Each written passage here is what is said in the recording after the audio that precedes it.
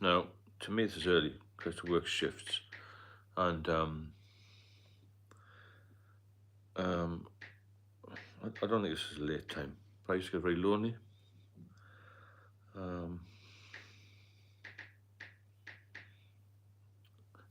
Very lonely at night. What happened to me was I used to get very down. I'm just seeing how anybody's about because I don't mind doing these at night if it's going to help somebody. Because if there's nobody about, then I'm not going to do them. But if there are people about who need some help, then I'll do a little hour after midnight. Because when I'm not with my partner, I might as well do something positive and just sit and watch nonsense TV, you know. So if you're about, give me a shout, and I'll have a chat with you. Hi, you're the first person here. This is a bit of an experiment for me because I'm just thinking that this is a time I used to get really down. It's only 12:20. I don't think that's very late because I'm used to working shifts.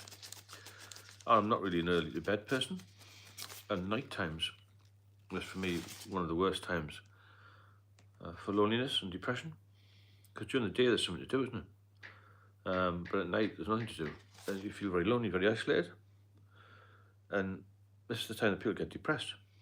If you've got any thoughts on that, I'd be grateful. I'm going to do like about an hour now. To see if I can help some people, because I used to feel awful, me, when I was on my own at night, you know. It wasn't good, not a good time of day to be around, is it? It's dark outside. It's particularly bad in the winter when it's sort of dark nights.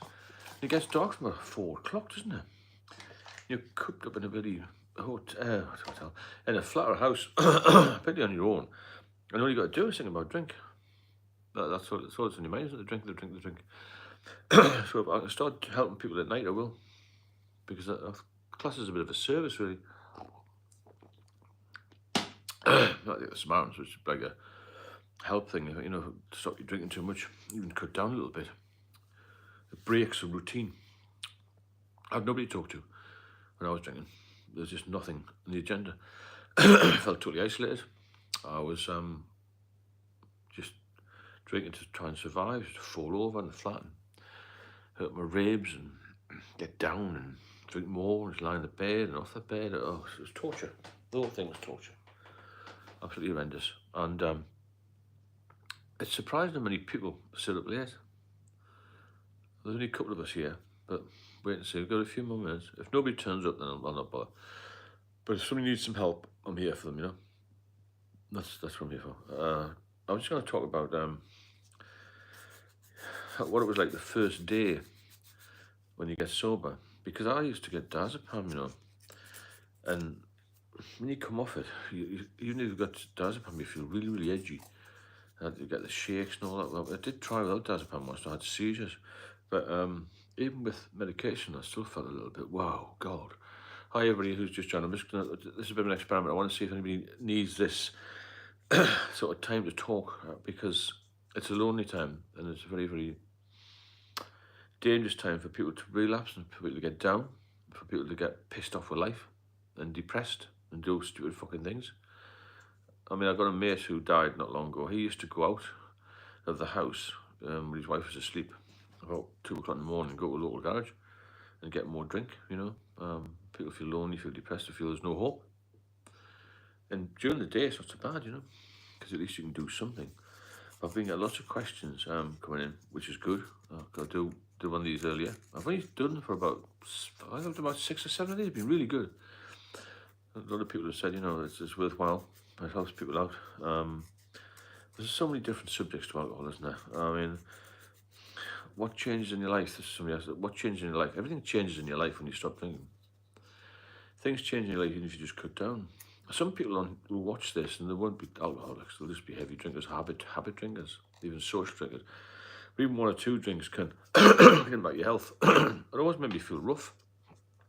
Even saw a few when I was young. You know, I had a bit of a cloudy head, and thick head, and didn't feel like eating and that sort of thing. And it's a bad thing, you know. It'll just come off for a few days. A lot of people on here can just stop, you know.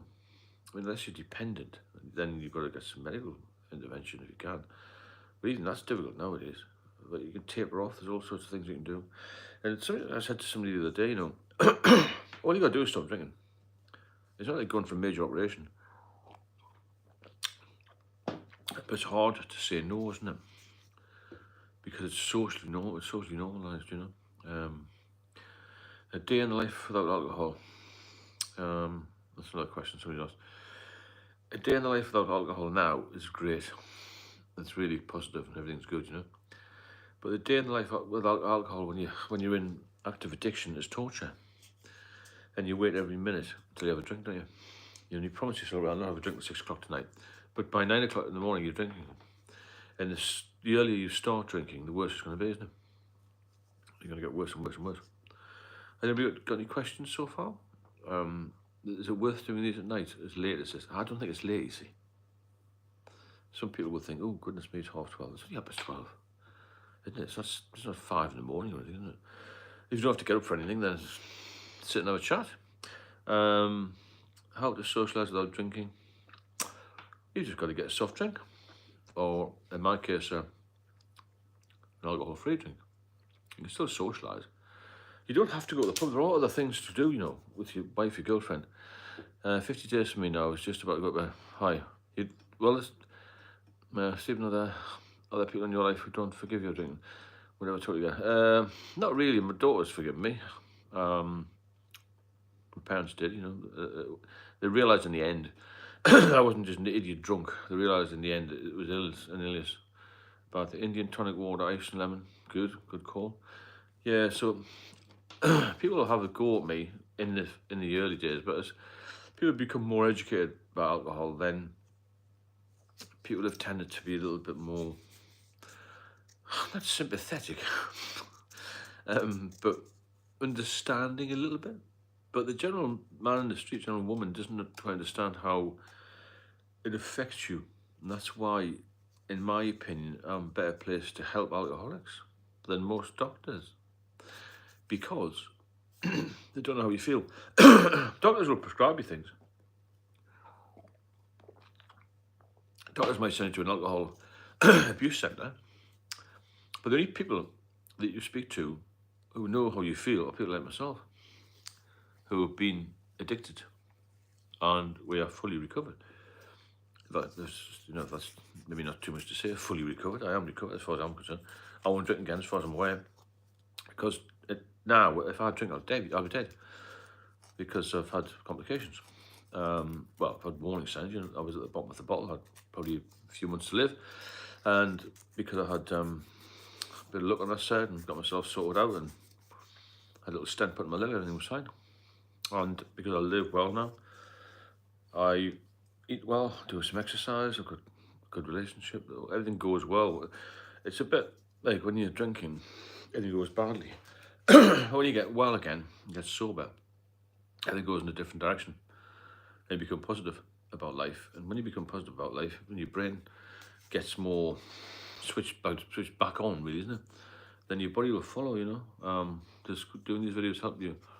Hi, John. Well, I've been sober nearly 6 years, so this is only recent. I've only done these videos for about a year, just over a year on YouTube. But it's given me a lot more insight into alcoholism.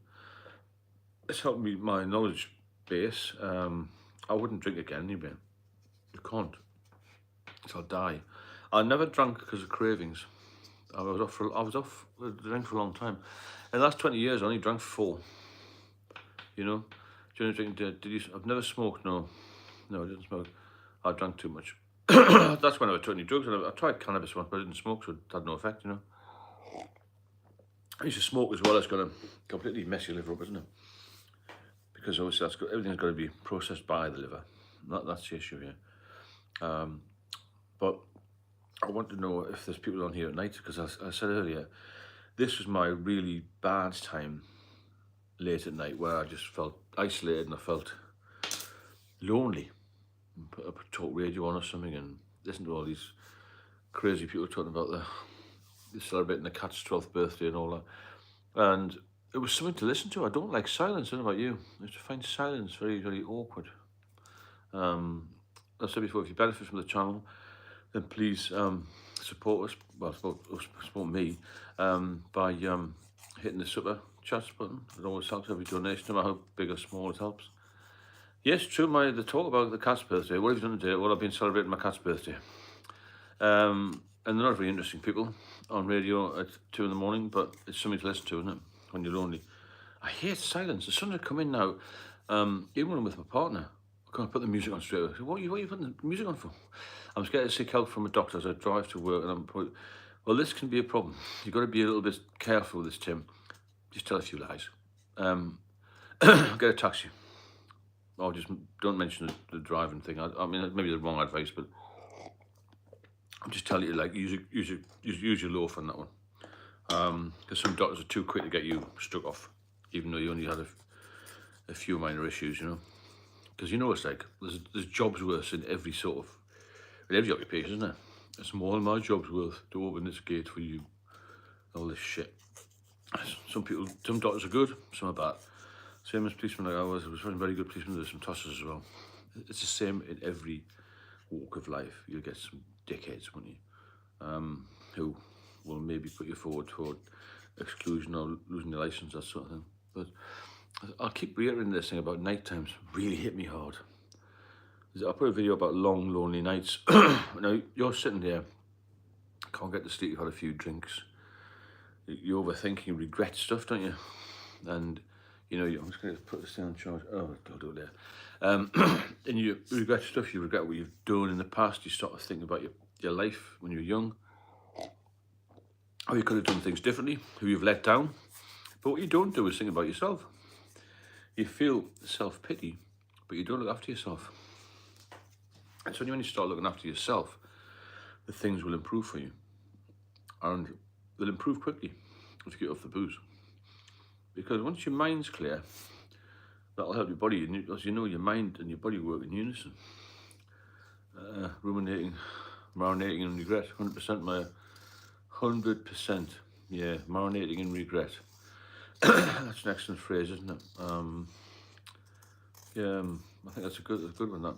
Do you think about the past? You go over and over again. You overthink it. I was a massive overthinker. Hidden ways alcohol damages your sleep. That's a bit complicated. What I wish I knew before quitting alcohol. I wish I'd done it earlier. I wish I'd done it much earlier than I did. But then again, like you say, I was off for 20 years. On and off for 20 years. So I had 4 years, or maybe 5 years of drinking. Can't change the past. Yeah, you can't change the past. You can't turn the clock back. But what you can do is wind it up. Okay, you can wind up again. And with the sobriety side, you can add life to your years, because people, when they get to 70 and 80 who've been drinkers, need a lot more care than people who've been more careful with their own health and looked after themselves. If you've hammered the drink for years and not stopped, and you've smoked and you've had a bad diet, you're not going to live long. And if you do live longer, your quality of life's going to be bollocksed up, isn't it? That's the thing. The subtle signs you're drinking too much. How did you know you were drinking too much? That's a good question, that. I knew when people told me. I just thought it was normal to feel terrible all the time. I think, thanks for the donation on the other channel there. I just think I convinced myself that everyone else was feeling terrible. And it was normal to feel like shit on a day after being off.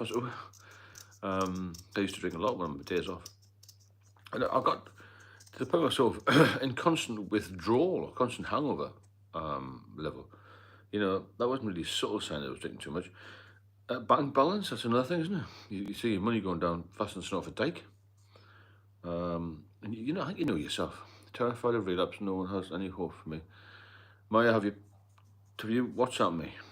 There is a number in the description of all the videos. My number's on there. I'll give it now if you've got a pen.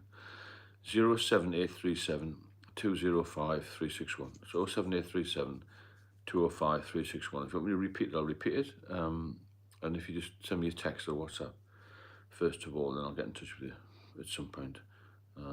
Yeah, the subtle signs you drink too much. You'll know you drink too much. Oh, thanks, mate. Let me think. Here, my alcohol-free morning routine. Well, that's another thing I spoke about earlier. When you're alcohol-free, you're not get up feeling rubbish. You'll feel like you've had a good sleep. Well, not always a good sleep, but you'll feel better. You'll feel sober. I mean, remember the days when you were drinking too much and you had a week, maybe you didn't drink too much? You did feel better, didn't you? Admit it, you felt much better, but you were hungry for that next big session. We used to do a lot of nights and the police have like a week of nights and not have much to drink, or at least have a few in the morning. I wonder if you ever record a show doing your very best American accent just so we get a clue. American accent, maybe got AI to do something, couldn't it? An AI voiceover, something like that. Did the doctor ever prescribe you diazepam? Not naltrexone. No, Tim, I've never had naltrexone. The last time I had diazepam was 2006. So it's, well, nearly 20 years ago, isn't it? And they wouldn't give me any more after that. I don't know why. So 2014, when I started drinking again, when I self-medicated with alcohol, I was refused diazepam for some reason, which was a tragedy for me because I thought I could just get off it again by having these pills. And then he said, you'll get addicted. Well, I said, well, I've been off for 8 years. How am I going to get addicted to it, How will you get addicted to something you're not taking very regularly? But that was a policy. It's still difficult to get it in the UK. You can get it in Europe pretty easily, apparently, but not the UK. Dealing with cravings. Right, I said I never had cravings. Who's had cravings on here? Mine was an emotional thing about like going for a date or had heavy social event. I think, I better have a drink. Even for 2 years. Yeah, the diazepam was very like Valium. I was told by a doctor that it was like alcohol in liquid form. It just sort of sent you to sleep. Had 7 days of it in different quantities, sort of large quantities that tapers off. And after 7 days, I used to feel bright as a button, good as new. And I reckon people get addicted to diazepam, but if you only have it once every few years, I don't see the problem, to be honest. Unless you think you're just going to use it and abuse it, get drunk for 4 years and get some more. But I mean, God, it can't cost that much. It's a lot cheaper than putting me in hospital for 2 years, isn't it? That's what effectively happened to me. But if you get diazepam from your doctor, it's a good help because it stops you having withdrawals, which is a big killer, obviously, isn't it? If we've got withdrawals. What I tell people who ask, what you tell people who ask why you don't drink. This should go. Any social pressure you get. I mean, we used to put ICU patients on alcohol 5% drip to help with DTs. Right, that's interesting. I don't think I've ever had the DTs, but I believe that's obviously more severe than the seizures, isn't it? Could you mind explaining what the DTs are? A bit more detail if you've got time. We've all heard of DTs, delirium tremors. But I've never experienced them personally, but I know somebody did, and said it was very frightening, but they didn't describe it to a point where I could understand it. Because if you haven't been through it, I suppose you won't know how horrific it is. But that's a big killer. Plus the seizures, it's not good at all. So 18 people now. See if we can get 30, 40, that'd be good. And get some super chats going as well, and get some donations in and make it like a good midnight thing. I'll do it at night if we get enough people. If people need it, I mean, I would love something like this when I was drinking, just to give me a bit of support, really, and think, God, at least I'm not the only one. I start sitting in the flat and think, am I the only one that's lonely, depressed, anxious? Kevin, I've always been a night out, always all my life. And that's why I was good in the police. On nights, I was still pretty, energetic all night. Some guys were flagging by about 3 in the morning. I was bright as a button. I've always had been, but I'll sleep better later on the day. My best sleep is from 4 a.m. to about 10 a.m. 6 hours, it's good. Man. If I went to bed now, I wouldn't sleep, unless with my partner, obviously. But I'm not tonight, so I'm on my own. And I wouldn't sleep. I'll probably just mess around, watching telly and eat chocolate.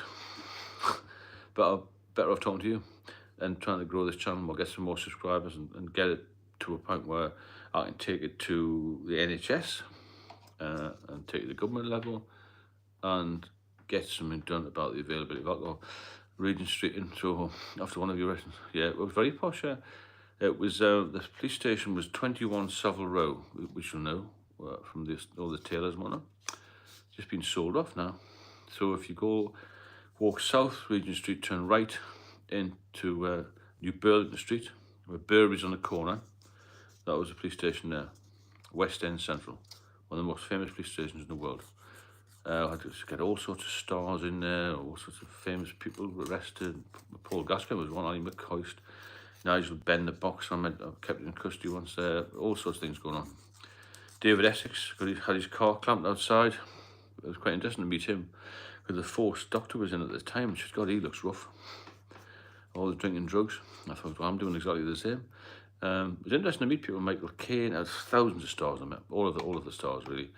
I met Steiner, all this on Rowdy Doos. Do you still get the odd Craven? Never had Cravens, like I said to him, no.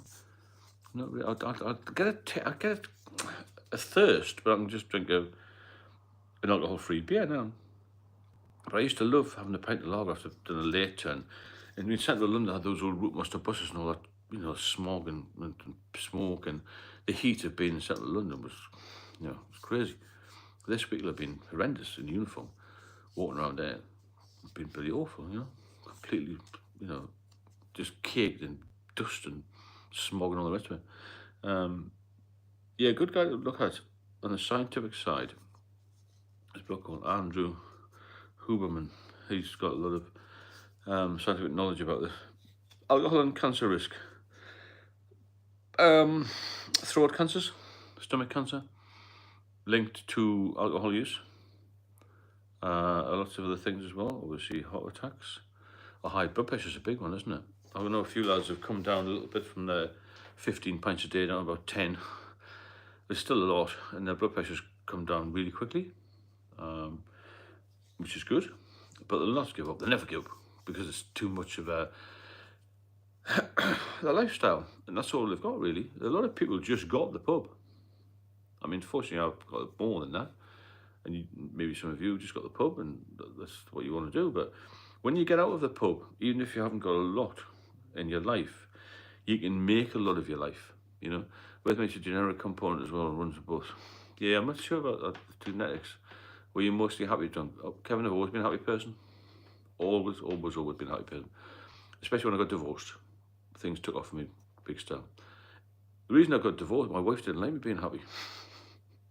I've got to laugh about it now. I hope she's not fucking watching this. But the divorce was done 25 years ago. I've always been happy, and she hated me because I was happy and she was miserable. She's one of these sort of people, right? Honestly, this is a true story. If she won the lottery, she'd say she won too much. No wonder I fucking drank. Oh my God. She drove me to drink. My mother keeps saying, that's 94. Last drunk I had was in London. Took on the wrong side of the car. Yeah, all I could do. Horrendous, isn't it? Yeah. So all sorts of things can trigger you to drink. I'm sure mine was my marriage.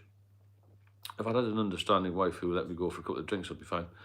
But she tried to ban me completely from all establishments. She said I was a womanising drunk, which is all wrong.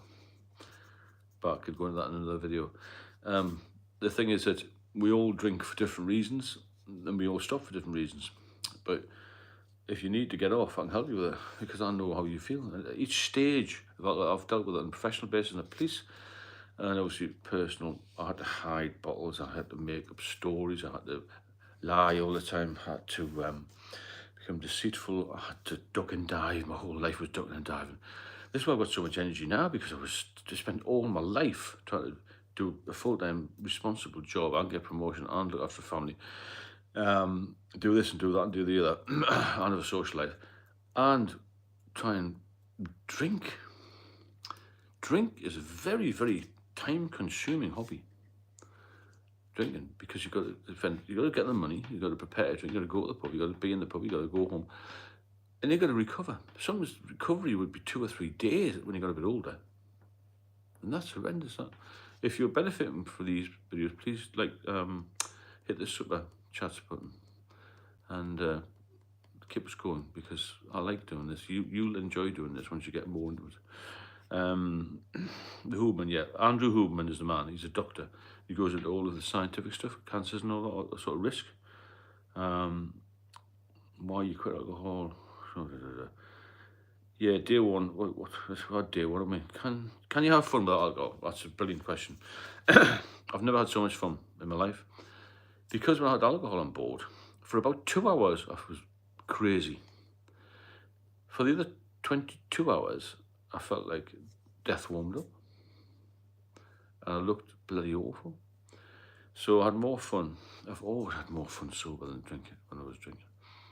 The guys I know who drink now, they sit in the booze, pretending to read a newspaper, and they just talk the same old rubbish over and over again. So I don't spend time with them really. I spend a few minutes just to take the piss a little bit and say you should be off that booze, off the booze. I know they'll never give up.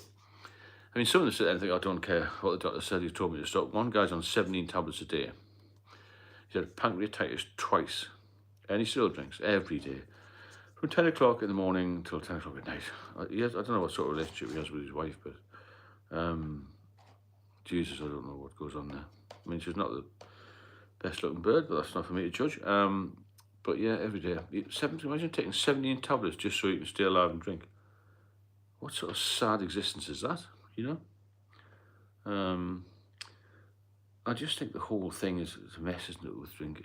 It's not going to get any better. It's too available. It's too cheap as well, isn't it? And there's no warnings on it and all this sort of thing. But you've got to think, how can you crack it? I think you can all crack it if you get the right mindset. And the right mindset has to be, I'm going to do this for myself. I'm going to get healthy. I'm going to be successful again. I'm going to get my confidence back. I'm going to be a good partner, father, mother, whatever, that sort of thing. Thanks, Chuck, for the coffees. That's a beautiful donation. Thank you very much. Yeah, there's a donation line on the coffee site as well. I really appreciate that because it helps me keep the channel going. Every time there's a donation, it helps me keep going because we need equipment, we need, all this sort of thing. My treatment with hiding it is to fill out 0 alcohol bottles or tricks with strong booze. It's time to consume. Yeah, that's another trick. Filling alcohol-free beer with real booze. I mean, what's the point? We're only fooling ourselves, aren't we? I mean, I used to have a hell of a job trying to hide stuff when I went to when I stayed with relatives or something. Because I used to have to carry this beer around in a really great rucksack in cans. I would have to have I used to put the bottles in socks so they didn't rattle together. That was right as fuck on, doing 20 of those before you got in the car, the taxi, and in hiding, what are you doing in the garage? Again, I'll get the feeling, what are you doing? I never used to do any DIY. What are you doing in the fucking garage? There's beer everywhere. I listen much more than anything on the telly. I found you for a reason. Thank you so much, Chuck. That's really good of you. I appreciate that. Hide the beer and trying to plan where we're going to go and what we're going to do when I get there. Will there be an off license there? I mean, the holidays that I had, different women after I got divorced. Get to the airport and the plane's delayed. And I didn't like flying when I'd go through all this anxiety carrying. Have a few beers and then it was 4-hour delay. I remember going to Greece with one. She was a big drinker. She's never drunk before 4 p.m. She could drink 3 bottles of wine. 3 bottles of wine every day from 4 p.m. onwards. And sometimes more went on holiday. Only went on holiday twice. Both disasters. The Greek one was the first. So we get to the airport. I had 4. Hi, Mary. Mari, isn't it Mary? I forgot now. Mari. Let's just see. So we get to the airport. The plane's delayed 4 hours. That's a really good excuse to get in the booze. So numerous Guinnesses. We're only going for 4 days. I think we went to Crete, called Corfu. Thanks for the donation. So we'll get there, and as soon as I got there, I'm thinking, Jesus, I feel fucking terrible. Hi, Paul. I'm very well. Nice to see you on here. I'm just talking about this Greek holiday I had years ago. After I got divorced, met this other woman. Oh shit, I met women from the wrong time, the wrong place. Anyway, get to Greece. So she started the drink at 4. By about 8 o'clock, I was fucked. I was just going for a meal and I was staggering about. I felt terrible about it. I've seen an off license, I got a few more. So that was day 1. Day 1 was a delayed flight, too much Guinness at the airport, drinks on the plane, a few more. And I sort of vaguely remember having a beautiful Chinese meal on the water's edge. I'm trying to describe it. It was very romantic. A moonlit night. Like the fantasy versus reality of alcohol. The fantasy is to go with this beautiful woman, sit and make love and all that. Mine just ended up in fucking disaster. So that was the first night, a bit drunk. Like I say, if you like the channel, please hit the super chats button, and it's all beneficial. So next day comes and she goes, I'm going to go to the beach. After done breakfast, not any breakfast. Couldn't bother with breakfast. Didn't eat much. No, I said I'll just stay here for a couple of hours. I'll just lie in bed a little bit. She went off the beach, so I found an off license straight away, early, as soon as I could, and got some cans, hid them in the room, and then I had one of these little backpacks. So I had a couple of drinks in the local bar, Tavernas, whatever they were, and then got down there about midday, and she said, "Where the hell have you been?" Oh, I didn't feel well or whatever. Just made my excuses. Went shopping, got a haircut, whatever. But I'd been in loads of bars. By day 3, everyone knew me in Corfu. And so I got a few cans. She said, "It's a bit early for drinking, isn't it?" Because she had this rule, 4 o'clock. I said, "Oh, I'll be all right." So I had a couple of cans. I just kept going back to this. I need to go to the loo, and I was backwards and forwards trying to get another drink at the bar on the beach. Completely knackered then. So it was day 2. Massive argument that night. And then I had such bad. I went to the shower and split my head open. Fucking right up here. This was a long time ago. That's not the mark. This is a bit sunburn. Fucking blood everywhere. So she was going crazy. Went to the hospital, got stitched up, came back, and then I laid on the bed, and the bed collapsed. The slats in the bed collapsed. I didn't go. This is only day 2. We only went 4 days. Completely fucked the bed, and loads of noise. And then the manager came down. What the fuck? What's going on? Oh, in Greek, hopefully. Broken English. Threatened to call the police. But I said, "Well, I'm in the. I was in the police. I had a police retirement card." I thought, "Look, I was in the police." Didn't make any difference. He didn't call the police. And the next day, I was so anxious. Everywhere I saw a police car, they were going to stop me. Well, obviously, they're not going to stop British pisshead, are they? So we got separate rooms then, and I then proceeded to try and I attended a lot of AA Zoom meetings. Always start with that statement. I find passive aggressive. I like to think I don't drink that much, but I do drink pretty much every night after work. But it does catch up with you, Pablo. So that was the next day, and I left the tap running in the bath flooded the fucking room, didn't it? What a carry on that was. Cost an absolute fortune.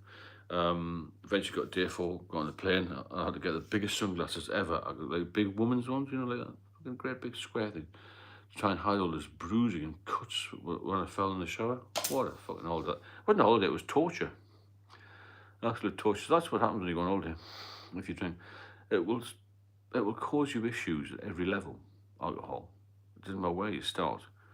Even if you're just on the low amount. And as you get older and your body can't cope, and you got more withdrawal problems, and you've got more grief in your life, you'll get more hassle. It's as simple as that, How do you find what your real friends are? You do find out who your real friends are when you quit the booze, because other people will just leave you, just let you drift off, and you won't have any mates.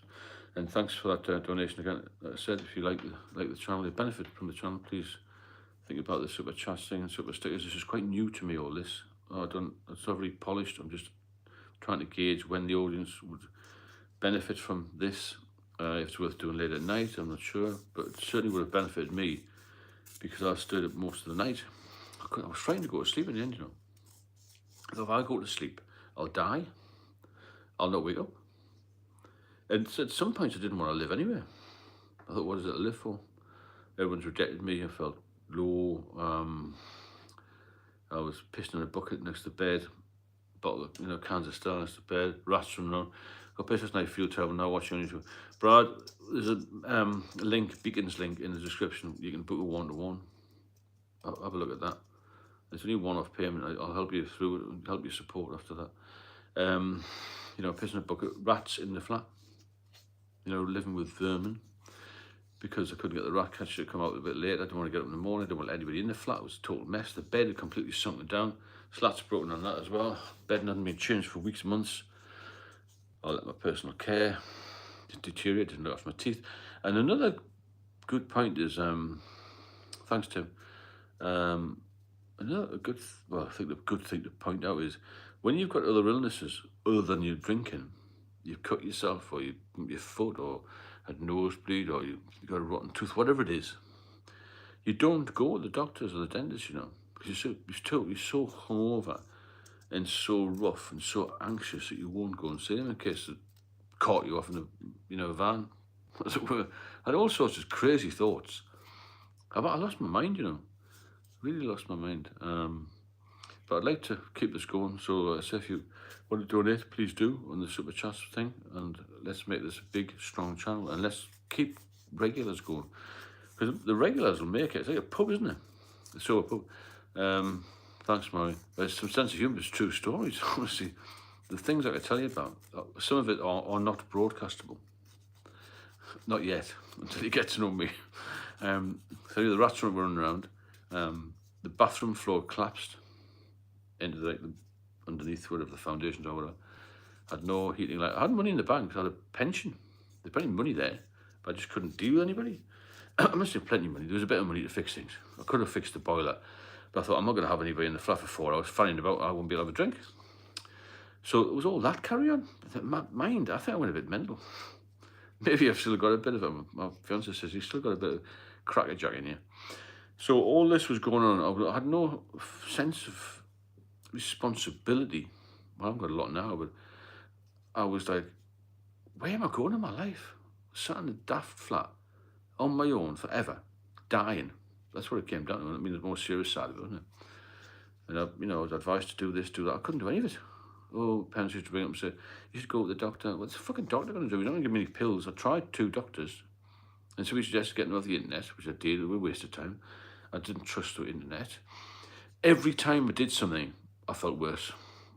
That somebody else told me to do, or whatever. Not that I did myself. I just didn't get any better from there. It became intolerable, to be fair. And that's why I tell my story. And the number of incidents I had when I was actively drinking in London, God. Close shaves, I used to cycle down to a pub. And I used to cycle there, right? But on the way back, I could never cycle back. I had to push it and lean on the bike, like a shopping trolley. But it was probably all over the place. How many times I fell over? God, more times you had hot dinners. You've fallen over the road and all. Oh, it's very dangerous, you see. All these things are very dangerous. Well, for me, anyway. First, I just thought, why am I actually doing this? Extracting yourself from drink culture is difficult when all around you drink. Yeah, it's a very good point, that. Trying to remove yourself from drinking when it's happening everywhere. It's on the TV, it's been over glamorized, isn't it? It's a good thing to do. It's supposed to be relaxing and beautiful taste and all this. We go through the airport, it's all there, isn't it? But everywhere you go, even going to the filling station now, 24-hour availability for alcohol. It's a drug that's available. It's far easier to get than any other drug, isn't it? Imagine if you're a heroin addict struggling to get heroin. It's easy for you to get alcohol now. You can just bring up any company. I use Dial a Drink, but I mean, Just Eat do it, and all these companies don't they? Deliveroo do it. When your liver starts to fail, your personality changes to. It happened to me. I went violent and weird. That's interesting, Jerry. I didn't go violent. I was definitely weird. I've always been a bit weird. But what happened to me was I became very, very tired, and I lost so much weight. I look like a death warmed up, that's the expression, really. Weatherspoons have just landed on the island I live on.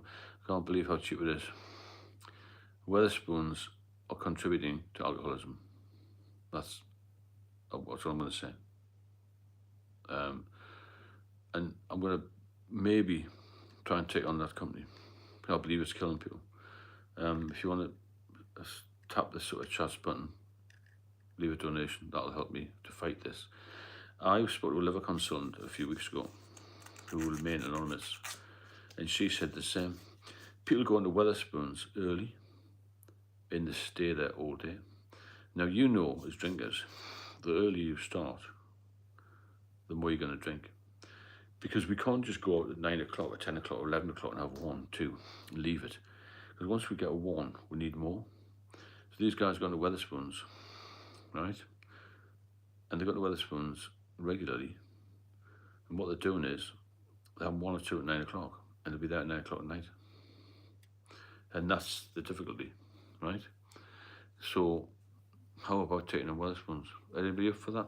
I don't mean by taking them on as an illegal challenge. I'm just on about getting the word out, because I think they're killing people. To be quite honest, the price 50% cheaper. It's a hell of a difference, isn't it? If you can get I don't know, a pint for £2, 20 quid a day, and even on benefits, you get 20 quid a day. That's £10. When someone is born, we drink. When the baby's had, yeah, it's so true, Pablo. Every occasion there's drink, isn't it? Births, deaths, marriages, the whole lot. Sporting events, it's everywhere, isn't it? Every high street has a number of pubs in it. Rain, shine, we'll drink. I drank when I was happy, sad, good or bad. It never bothered me, Verbally, that I spoke to ones that I loved. Yeah, it's funny that liver problem people get violent. I think that's not just because you've got a chronic illness, you get pissed off with your life, maybe. I didn't get aggressive, I got pissed off with everybody. Thanks for the donation, John. It's really appreciated. It doesn't matter how much the donation is, big or small, it's all appreciated. I think Wetherspoons need to be spoken to about this, in not in a legal sense, but in some way to try and control this. Because why are they serving alcohol at 9 o'clock in the morning? It's not because they want to provide a service, a social service. It's purely profiteering. All breweries make money, don't they? But this is a step beyond, I think. This Wetherspoons, there's more and more opening, isn't it?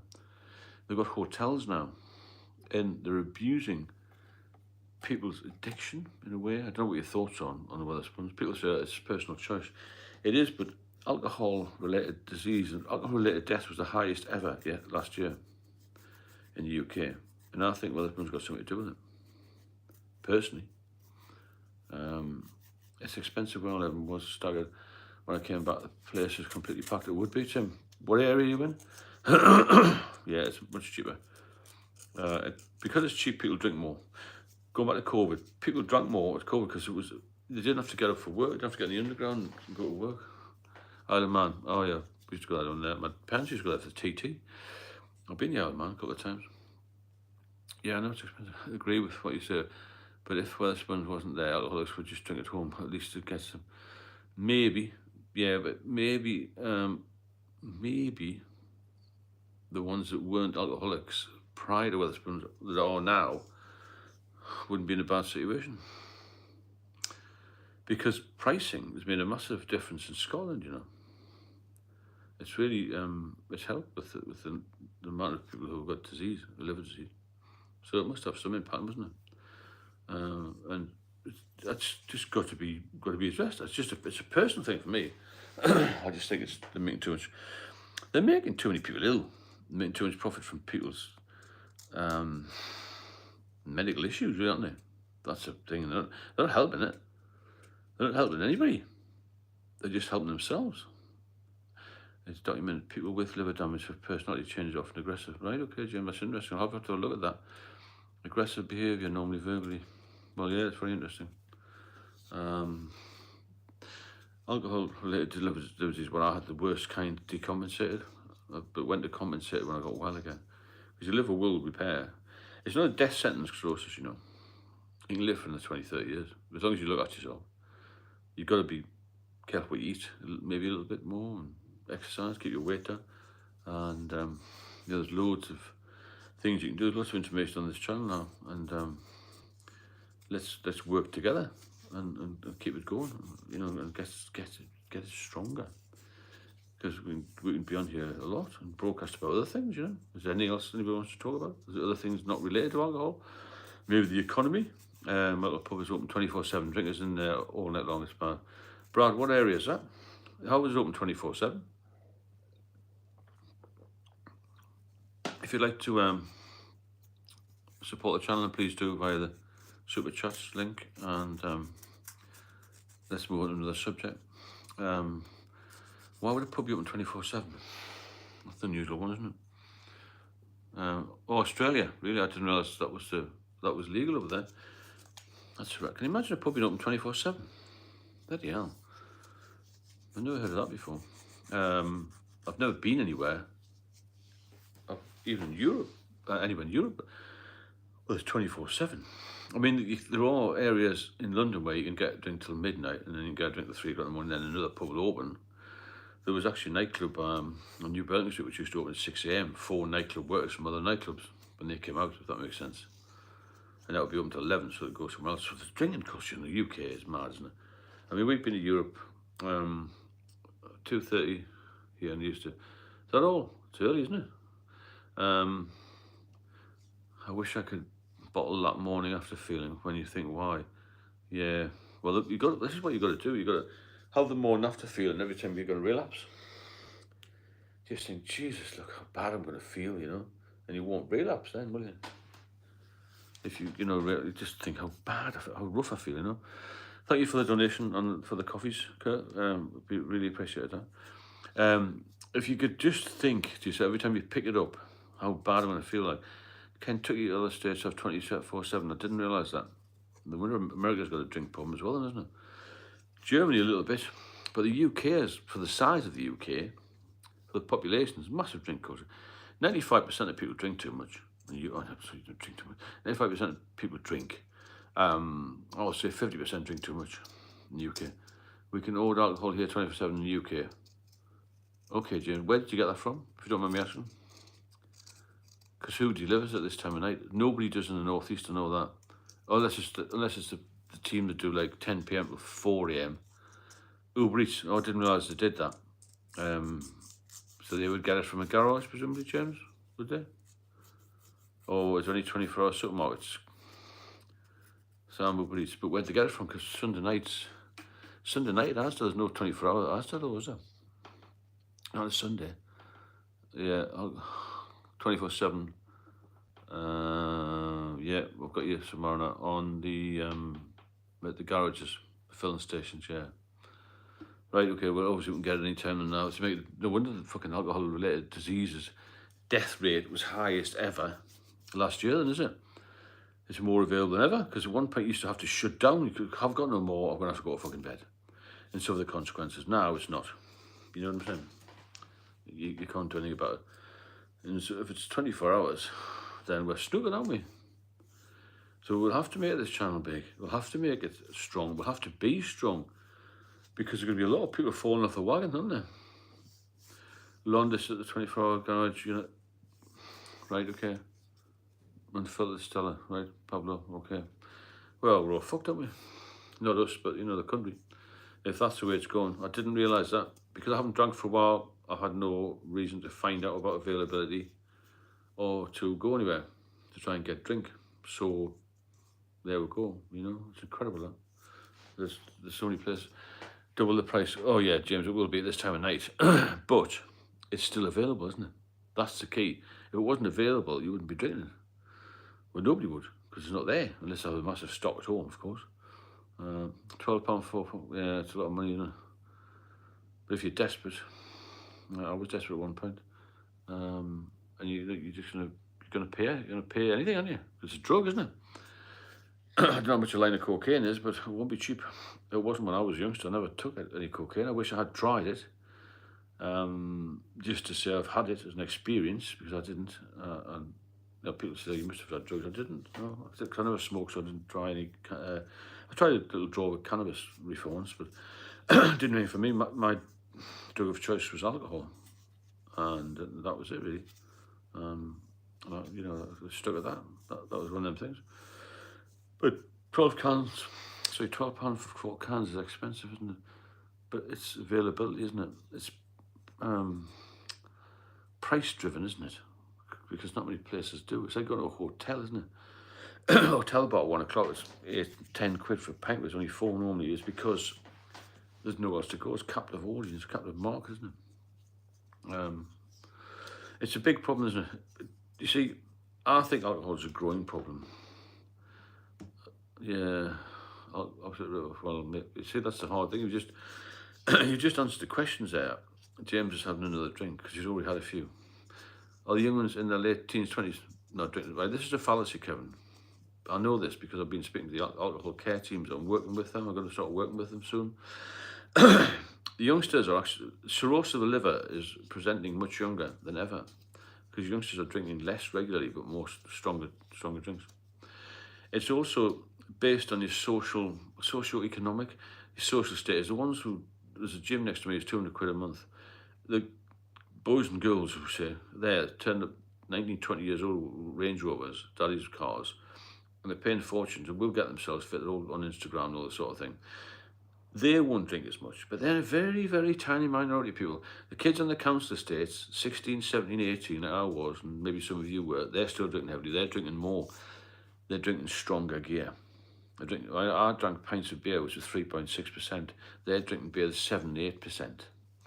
So, no, younger people aren't steering away from it. They're just not drinking as regularly in clubs and pubs. So alcoholic garages to people who drive. Where's the logic? I don't know. It's fucking mental, isn't it? At one point, they were talking about having filling stations, well, some motorway service stations with bars.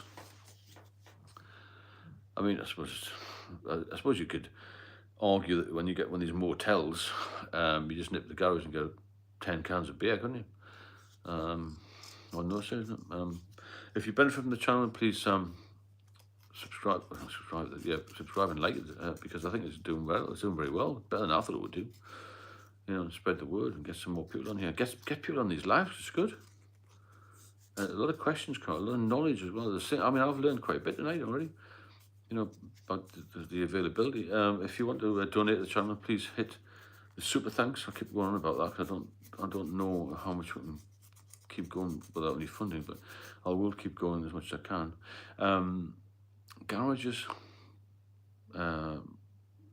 Asdas, fucking Just Eat, all of them. It's crazy, isn't it? I mean, the availability of it now. Hence why the NHS is overloaded then, isn't it? I didn't even know you could get it at night. It bloody has done things. But then again, I'd live in the northeast, probably less availability in the northeast than there is maybe in the Midlands and the south. I mean, well, I lived in London, you get everything you wanted in London 40 years ago, couldn't you? It takes a long time for these sort of things to filter the northeast, the frozen north, as they say. But I think we're all screwed, aren't we? We're not screwed. We're going to have to be the guiding light, the leading light in this, because people come through the ranks of age, as it were, then they're going to be drinking stronger drinks, more availability, and probably cheaper. If Wetherspoons survive, it looks like they are going to survive, doesn't it? I don't know how many people would back me in the Wetherspoons thing, but it's nice to have a few numbers, not names. It's anonymous, isn't it? But you're not judged here at all, and you know you can say what you want. No one's going to judge you in here. And something that I remember my daughter said to me: "Don't be frightened to tell the doctor how much you drink, because nobody tells them how much you drink." But I know 2 GPs very well. I'm friends with them now, really. And they said, people have got to tell the doctor how much to drink because the doctors can't diagnose you. They're not going to give you help when you say you have 4 bottles of light ale a week. They're going to give you help when you say you had 28 pints last night. That's when you're going to get some help. And be honest with them, you know, and you know, tell them what you're doing, tell them why you're doing it, and tell them the volume that you're taking in, because they're not going to be able to help you. A time when you could drink anywhere in London, Sloane Square Tube Station used to have a bar. Really, I didn't know that, Pablo, even though I lived in London, or worked in London for nearly 30 years. Sloane Square, typical, isn't it? Because Sloane Square is one of those upmarket areas where you can get what you want, I suppose. I mean, there were some clubs, there were some, like, you know, illegal drinkers in Soho, but there weren't kosher bars, you know, like, you know, real bars type thing. But yeah, if it's available, my little 24 hours is a 10-minute bike ride away. I've cycled there at 3 a.m. in the morning with one eye shut to see. Insane the risk from running out. I said, Tim, yeah, we get it because it's an addiction. GPs say cut down 1 strong beer every 2 weeks. They aren't wrong. It's just never happened. Well, yeah, James, you're right. They say that, but who can just have 1 beer? If you're addicted, you need it all the time. Because if you don't have it, you start with withdrawal. If you start with withdrawal, it's dangerous. It's a fucking horrible feeling, isn't it? Withdrawing from alcohol. Nobody wants to withdraw and feel terrible. It's just not a nice feeling. It's a pretty awful feeling. And you're not going to feel good for a while until you stop it. But you can't just stop it. And this is why it's so difficult to get the message across, trying to get people off. One of the main messages I'm trying to push at the moment is try and taper it down. Stop if you can. don't stop suddenly if you've got medical issues or you think you're going to be, you think you're dependent. But once you're off it, it's it's all in here then. Everything's in. Once you're off it for a week, right? You're safe. You don't have a seizure. You'll be fine. But it'll be off for a week, 10 days. I wouldn't have thought. It's all in here then. Everything's in here, and this is where we've got to concentrate on, right? Concentrate on the mind, because it's only this that's going to switch you to having a drink. And unless this is balanced, you're fucked, on you. And it was only because I was told I was going to die that my switch was flicked. Basically, my daughter said, "Don't die," that I wanted to walk me down the aisle. Emotionally, I was wrecked. You know, really bad, and it wasn't a good place. And that's why I'm here, to grow this channel, to help you, because some of you will get to that stage and beyond. So if you do benefit, then please hit the super thanks button, or the super stick, I think it's called, and let's grow this channel with some funding, because it needs a bit. When your daughter comes into hospital and says, "Don't die, because I want you to walk me down the aisle," it's a massive emotional thing. It nearly killed me off, that did. And that's one of my reasons for staying sober. I mean, I've got a good life now. I've got a fantastic fiancée. My daughter's doing well. I'm all right. But thankfully, I was very close to death, and I've survived. So every day is a good day now. And that's what you're aiming for, to have every day as a good day. Because if you haven't got every day as a good day, then you'll slip back into drinking again. It's too easy, isn't it? It's too easy to go back to the booze. It's too easy to walk into the pub. And it's very difficult to stay out of the pub. It's very difficult to get out of the pub. It's like a lobster pot, isn't it? If you're in the pub, how are you going to get out? There's too many temptations. I know, push my luck, I already have belly swelling, probably about 2 stone away from ascites. How do you know you've got ascites, James? Have you been diagnosed with it? Is the stomach hard to the touch? Or does it feel hollow when you tap it like that? Because if you tap it like that and it's hollow, it's all right. If it's solid, like a dull thing, that's no good. You know, it has to be, because otherwise the peritoneum's filling up with fluid, isn't it? I mean, I had what they call gross ascites, which is obviously hugely distended to me. I had 26 litres of fluid taken off me in one go. 26 kilos of fluid. About 5 stone weight, isn't it? And then I used to go for regular drains. The drain was actually what I called a drain. You're going for a drain. Fucking drain. You're going to drain 20 litres of fuel in my garage. 20 litres of fluid off your stomach. What a fucking life that was, wasn't it? I can laugh now, because I remember how horrific it was. And all this was through COVID, you know. I've always had a sense of humour. I remember saying to my daughter, you know, how come I've got seriously ill in the middle of a world pandemic when the hospitals were going crazy? And said, "Oh, Dad, it's just typical, isn't it?" I must have, I've been an alcoholic 15 years, my stomach is solid, I barely walk, my back hurts. What have the doctors said, James? Because that doesn't sound too clever. Because, as you know, the ascites can affect your kidneys. Do you have any blood tests or anything? I don't need to get any worse, that's all, you know. I was like that. Yeah, that's what I was like. I lost skinny belly mass. I lost all of my muscle mass. What it was like when the doctor said, "You had cirrhosis," that must have been... Well, yeah, Tim, it was very matter of fact, actually. I'd been in hospital for two days, and they didn't actually say much. They just said, when the doctor came in and says, "I need to tell you, you're seriously ill, you have cirrhosis," and basically walked away. That was it. And a couple of hours later, another doctor, a younger doctor, came in, and he said, "You're a little bit emotional." I said, "I'm not fucking surprised." But I know now it's not a death sentence, so it wasn't as bad as I thought it was going to be, if that makes sense. What needs to be explained to you, that as long as you stop drinking, the liver will repair enough to keep you going and keep you going well. I mean, I'm very fit now. I don't have any medication. How many persons, 63 that I know, hasn't got any medication? Who goes to the gym as much as I can, who's got a younger partner who travels a lot, who I see most days and have a great laugh. The rest of them are sat there with disabilities, pots of tablets, not a pot of pissing, no hobbies, no interest. They wouldn't know how to switch this fucking phone on. I've learned a lot last couple of years, it's amazing. So, there is hope out there, but it's not nice when you're told. Dogs won't really help me now because I refused a place called Unity House only because they made me fill in surveys. Was that a rehab place, James? Was it? I never got offered any rehab. You see, when you were so fit, why did you stop up again? You had it in the hands. The reason I did that was because I met a girl. I fell in love with her, and I knew that she would ditch me before I got to know her. If I told her I was an alcoholic, you really have a drink in the house. I used to drink in the house and out. Yeah, so I started after 8 years for an emotional reason rather than just craving. Real craving. I was actually frightened to take the first drink. And then I thought, well, just to play safe and play the game, I'll just keep drinking, and it didn't do me any good at all. It was a right mess, So, so if you benefit from the channel, then please subscribe and like and share the channel as well, because we've got some fantastic people on here, very knowledgeable people. A lot cleverer than I am. I know a little bit because I've been through the mill, And if you want to support the channel, then hit the super chats button. The guys just spent 12 quid for 4 cans. What a rip-off. You know what I mean? No wonder these brews make a fortune. Everyone's making a fortune out.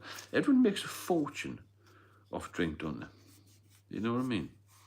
The companies that deliver, the companies that make it. Weatherspoons are making millions and they're killing people. At least the other pubs, people have a bit of a choice. Some of these guys in Weatherspoons have got nowhere to go. They're the old male scam, of course. You were 12 quid. Should have put it on the channel and kept sober. Or have given you back with interest a couple of years' time. No, it's taking the piss. Dial Drink used to charge double as well years ago. This van that came out, fucking skanky people. When I was ex-police, they didn't like me much. God knows what I had in that van. Fucking all sorts.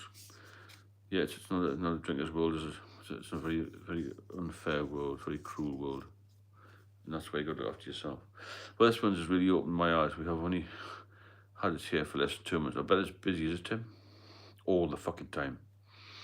And the breakfasts are terrible. I went in the other day and had one. It was fucking awful. $2.97. What are you going to get for $2.97? I don't know why you bought it. Extremely busy. Well, it would be, yeah. It's an alcoholic's paradise, Weatherspoons, isn't it? Will you join me in this, my fight? I feel better for more than just me. I can't get anybody in the pub to come on here or let them do a video, or even support me in the Weatherspoons, because they all love Weatherspoons. I wind them up by saying, do you know Weatherspoons are closing down? I go, oh my God, what's going to happen to us? And you have to pay £7 a pint like everybody else. And I have to stop. I'm 55 now, type 1 diabetic. Still do. Pablo, get on to the description link. The link in the description, and send me a WhatsApp and I'll speak to you.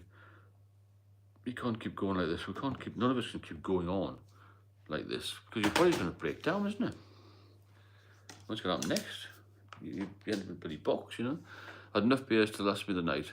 I think because it's so hot, I drank it all too quick and I started panicking. Well, yeah, you do panic. I had slabs and slabs of beer, James, because I panicked. I used to have horrendous anxiety. We've got 25 people on here now. We've been going an hour. We've got no super chats whatsoever. We've got no donations, but we've been going an hour. But it's good to see 25 people here. It's a good start. If we get 1 donation, we get 2 donations, I'll keep going for another 20 minutes. If we get none, I'll not.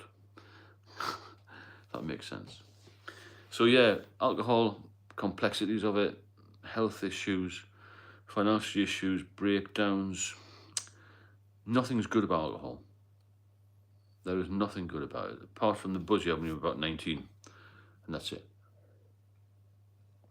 You will be forever chasing the buzz, won't you?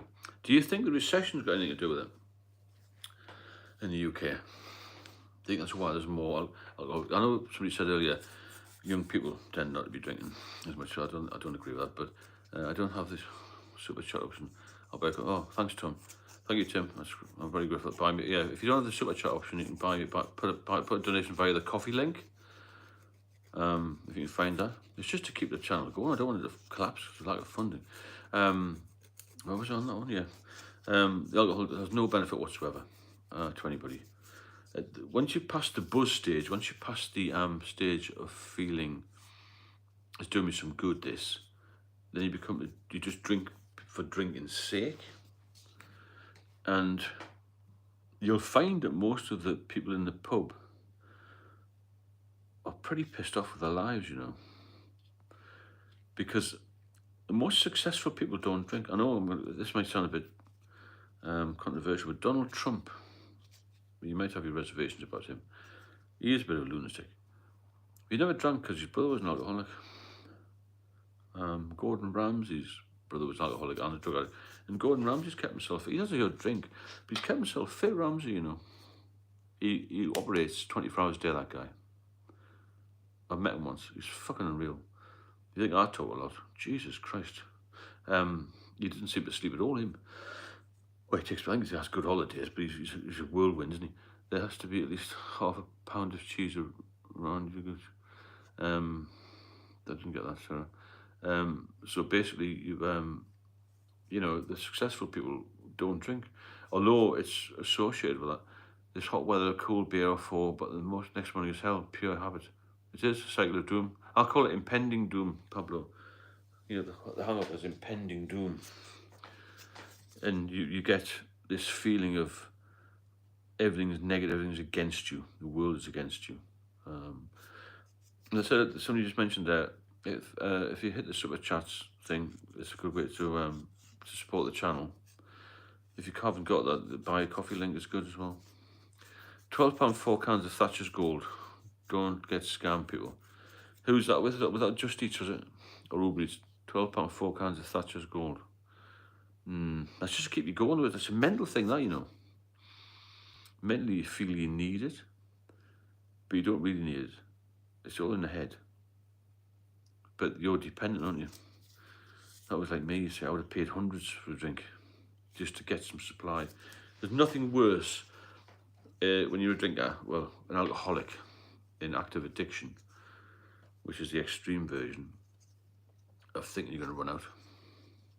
The panic is unreal. I know you were getting the James, but you had to get it, didn't you? You know? You had to get it. And they're taking the piss with the fucking delivery charge, aren't they?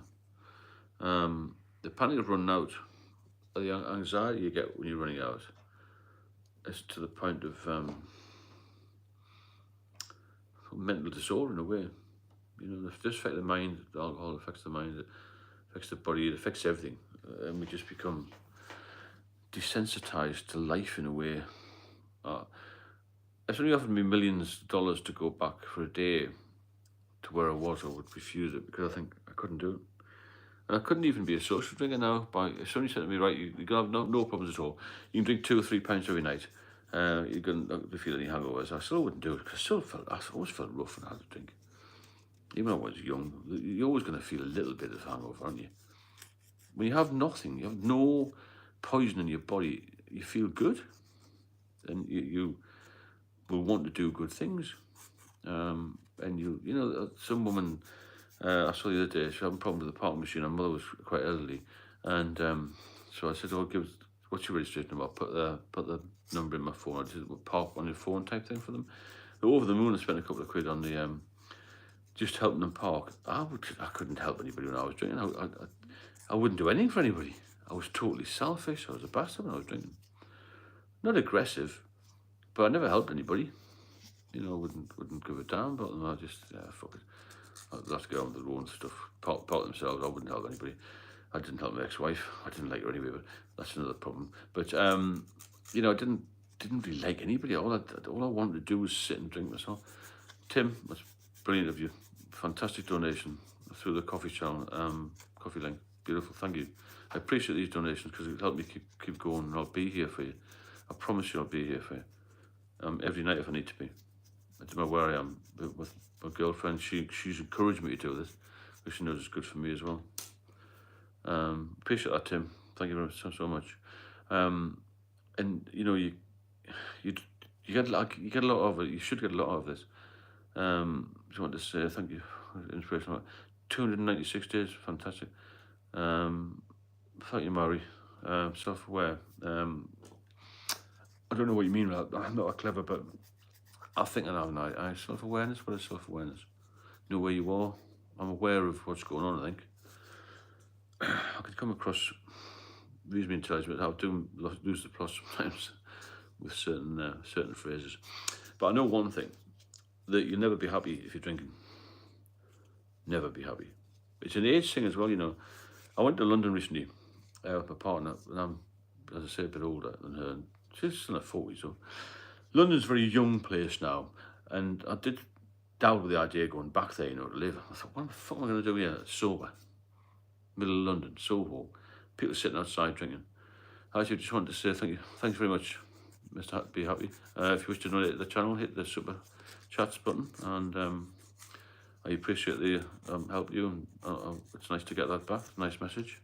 So Soho, around that area, even Mayfair, it's a young person's place, London, isn't it? So I know that's close to me now. Not close, I could move back, but I wouldn't want to. I think that would stop me drinking again, or not stop me drinking, stop me thinking about it.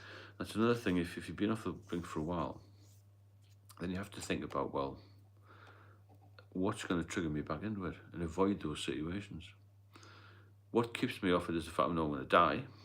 But another thing that keeps me off it is the fact I know I'm going to go to the gym, not Monday. I know I'm going to go Tuesday, Wednesday, Thursday, Friday. And I know I'm going to have some good food every night. I know I'm going to have some granola and some raspberries and banana in the morning. I would have thrown up with that a couple of years ago. Absolutely thrown up with it. I'm actually mentoring a doctor at the moment. I'm not going into too much detail. They couldn't get much help. Couldn't get any medication. They'd probably steal some, but they couldn't get any legally. And they're drinking 3 bottles of wine a day. It doesn't matter whether you're a doctor, a nurse, a policeman, a fireman, a millionaire, or somebody who's got a pot to piss in. Alcohol is going to fuck you up. And it's a horrendous thing. It will fuck your whole life up.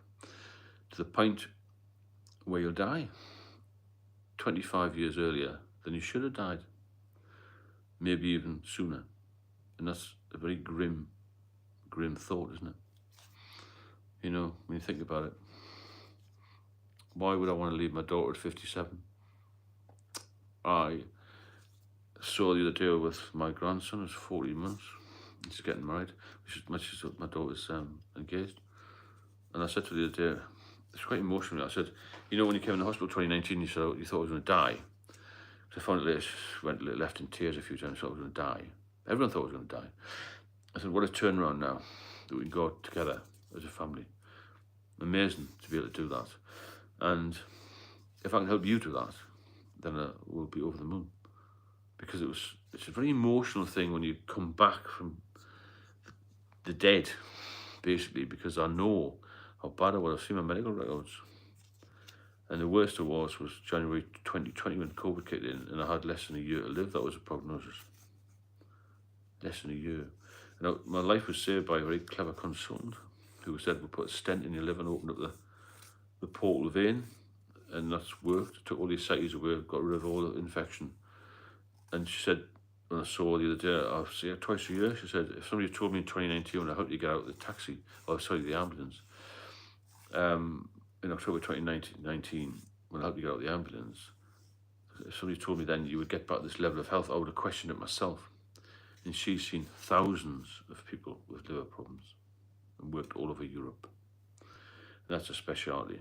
And for somebody to say that to you, it's like, fucking hell. I've really come through this, and I've want to watch in a way, you know, because somebody said the other night, do you lose your hair when you're alcoholic? And I thought he was taking the piss out of me. But I'm an ex-athlete running 18 miles per week. One day I just jacked it in. I've been boozing for 2 years straight. Tim, you need to get off it, man. Fucking hell, get off it. It's weird how many talented people we have here, you know. Very talented, clever people. Athletes, you know what I mean? People like that. Just, the drinks hit them so hard, you know. And it's fucking sad, isn't it? That's why you've got to get back. I just wish my dad was still around to see me doing well now. But it's thrown me a little bit when I was sober, at least. Self-awareness is conscious knowledge of one's own character. Thanks, Marie. Yeah, I understand that now. That's good of you to say that. Long-term alcoholism messes with your eyesight. That's why I've got glasses on. I can actually see without them. No, I can't see that now. I actually can see further. My girlfriend, who's my fiance, who's a lot younger than me, but she can see the short. So I'm short-sighted. She's long-sighted, whatever that fucking means. I didn't mess with my eyesight. I went actually got a test at the opticians last year, and what they said was, your eyesight's fine. So there you go. And I only wear these sort of at night where the light's a bit funny and for small print. And these comments are tiny. I want to get a laptop on tomorrow. Hopefully get it working. I couldn't even log on the bastard channel with the laptop. There'll be bigger print, so I won't have glasses on. I like a bit of banter, you know. I like a few jokes as well. There's no reason why we've got to be totally serious all the time in here. I want to try and make it like a broadcast company. If we get any breaking news, I'll let you know. But it's good to talk to people when you're feeling lonely and you're feeling depressed. The worst thing in the world is feeling alone. And when I was struggling with alcohol, I was very alone. I had nobody to talk to. I had nobody to relate to. I think that was the thing as well. Nobody understood what was going on. And it was a question of all in here, just battling with my mind, overthinking, and don't do those jokes, James. The thing is, you know, you battle in your mind and you think about what you've done wrong and how you've hurt people, how you've hurt yourself. I thought my life was over, you see. Very sad when your life's over. Go for Stu. I support the Weatherspoons action. Right, thanks, Tim. I appreciate that. Yeah, let's get Weatherspoons hammered. Just for the crack, really. Be good, wouldn't it? A legal challenge would cost too much, and we get nowhere with that. But I just think they're doing a bit too much. They're getting a bit too big for the boots, Weatherspoons, with all this. I mean, there's a pub in Newcastle, in a place called Biger, and I actually know people live up there, so it's all right area actually.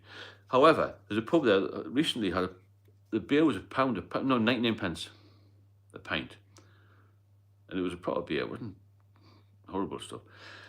I mean, it wasn't very strong. Maybe 3 or 4%, maybe 4%. 99 pence a pint. What's all that about? And I wonder why the Northeast has the highest alcohol related death rate in the UK, in Europe. 99 pence a pint. That's mental, isn't it? Can you believe it? Yeah, it is, Tim. 99p, that's what it is in some parts of Newcastle when they have a special Monday. They have these special deals now. You know, obviously dry January when a lot of people try and stop for a month after Christmas and this sort of thing. Weatherspoons do a promotion where their beer is cheaper. What the fuck's all that about?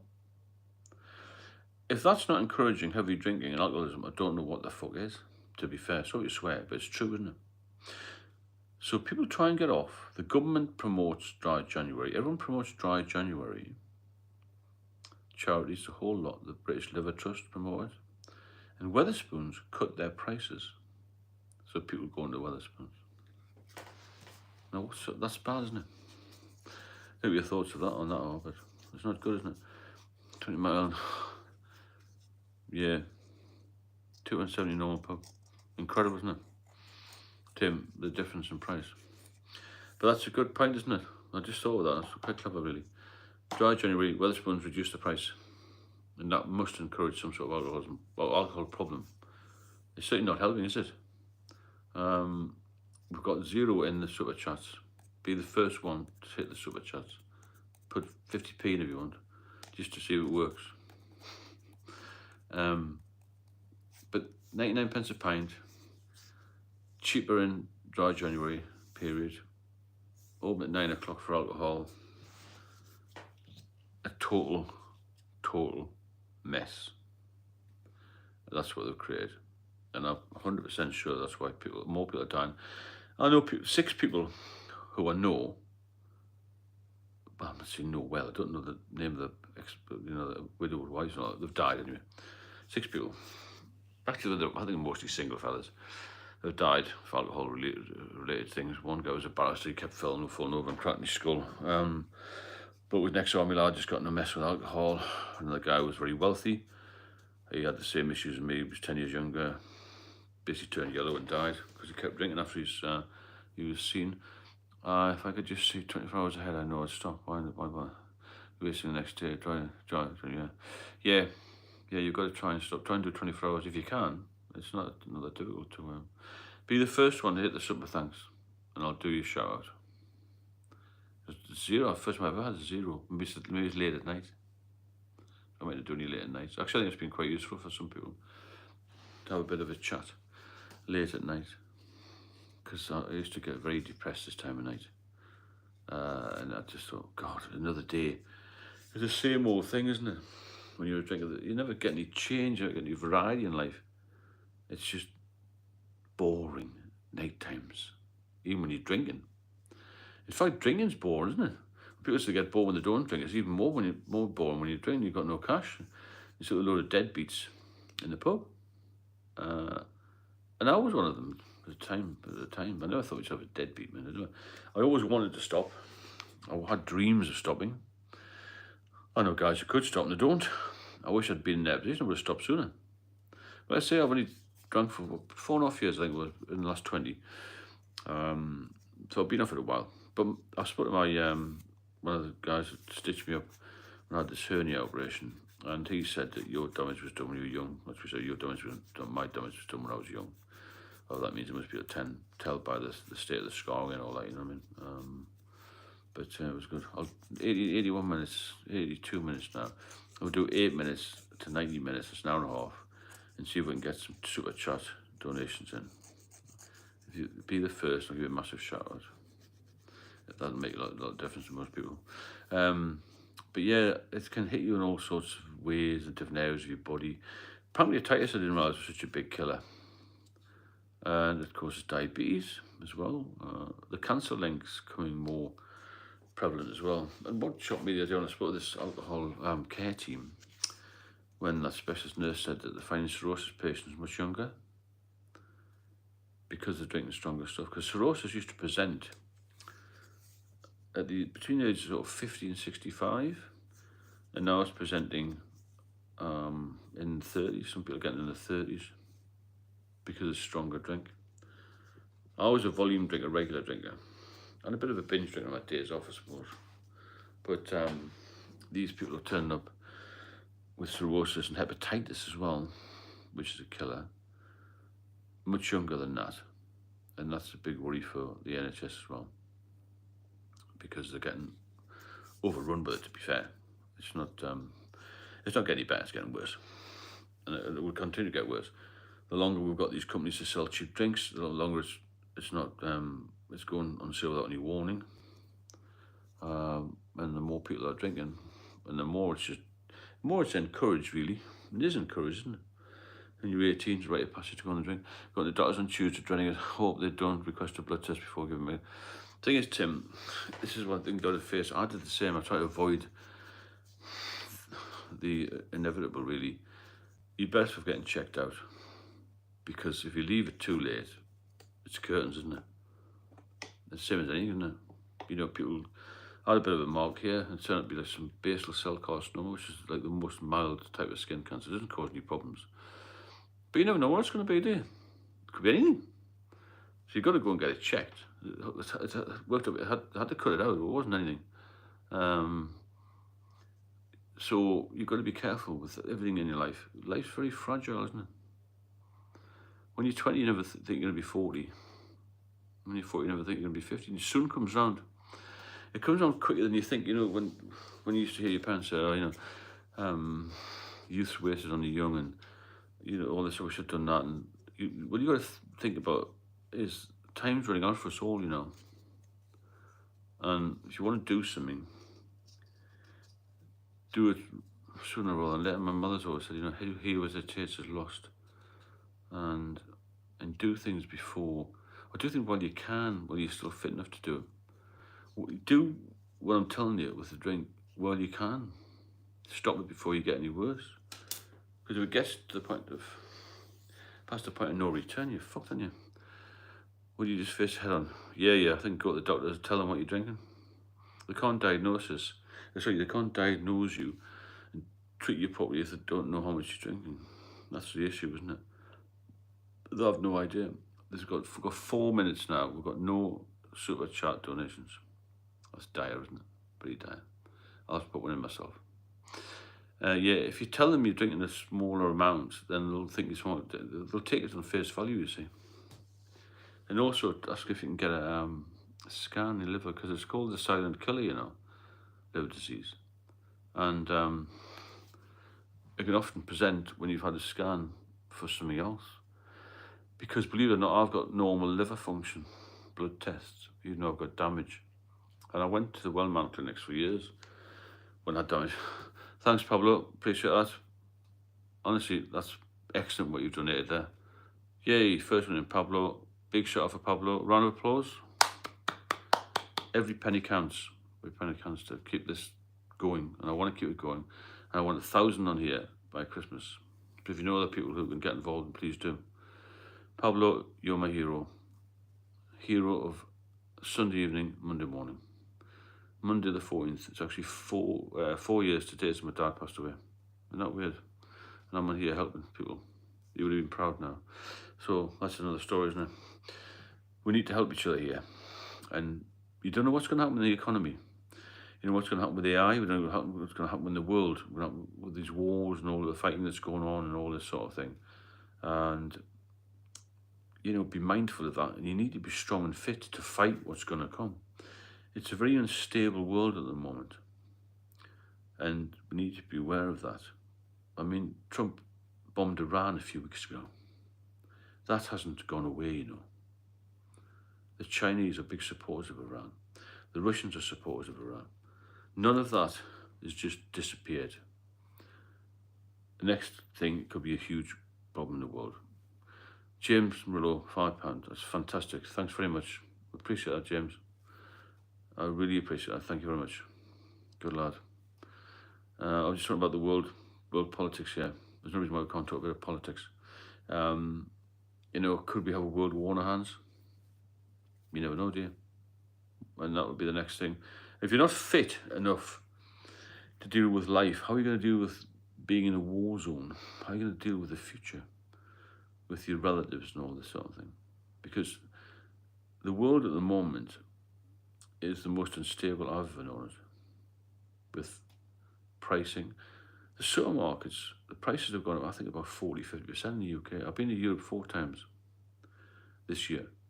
And each time we've gone, it's been half the price and better quality in Greece, France, Spain, and Italy. Half the fucking price. Better stuff, more availability, and cheaper. That's incredible, isn't it? Because of Brexit, I think a lot of us got to do it.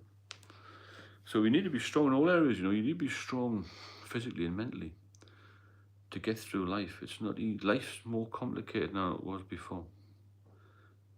Computers were brought in to try and help people. AI and computers are causing mass unemployment. Thanks, Jim. Thank you, James. I really appreciate what you've done there. They cause mass unemployment, causing a mass problem in the UK of illness. We are now Europe's sickest country, the UK. We have one of the worst health systems in Europe. And we're a government who seem to be taking the piss out of the working classes and the old and infirm. It's hardly a Labour government, is it? So we need to be strong for ourselves. You've got to look after yourself and your own family. Because the government aren't going to do anything. People have got this nonsense attitude about, the government will help us. They've got loads of money. The world is terrible now. It's kicking off everywhere it is. Yeah, part of the world is fucked. The government's going to help us. The government, as Margaret Thatcher once said, the government only have money from our taxes. They don't put their money in. They make money. The MPs make money. They're all wealthy. This Farage chap that people rave about. He's fucking off his nut. He's worth millions. His father was a merchant banker. You know, stockbroker types. Lots of cash. Private schools, all this sort of thing. Very high living standards. He's got loads of ideas, but not all he talks about is boats. Boris Johnson, Hungarian refugees, multi-millionaires for work in New York. Cameron Osborne, multi-millionaires. That twat Corbyn, £2.5 million house in Shropshire, flat in Islington in London. I remember off the Scargill miners' strike, very wealthy man, he's on £200,000 a year and miners were on fuck all. We're run by corrupt people, aren't we? This is my opinion, again, before I get arrested by MI5. It's a very unstable world, and to deal with that world, we need to be strong, and certainly not batter down with alcohol. Anyway, we've done 90 minutes. Well done, everybody. And thanks for everybody who's contributed. Politicians are rich financiers, they don't care. They're just feathering their own nests. Well said, Pablo, feathering their own nests. 100%. 100%. Thanks for everybody. Thanks for the donations, coffees, the super chats. Fantastic. Love the company. I hope you did too. And we'll do another broadcast tomorrow. 9 o'clock, first one. I may do another late one as well, if anybody's interested. And let's say good night, and maybe I'll have another hour or so. Tim, you're very welcome, sir. Very welcome. I'll have some raspberries and yogurt. I'm still not ready for bed. My partner goes crazy when I sit all night. See you, James. Thanks for that, what you did there, and try and slow down on the beer if you can. I know it's hard. It's not easy to do that. It really isn't. And I'll speak to you all soon. Good night for now. And any questions or any help you need, just drop me a line on the main channel. I'll get back to you soon. Love you lots all, and I'll see you later. And sleep well if you can. And remember, there's no such thing as ghosts. There's no such thing as ghosts. Don't be frightened of anything like that. Right, see you soon. Take care. Bye-bye. Just want to switch off now.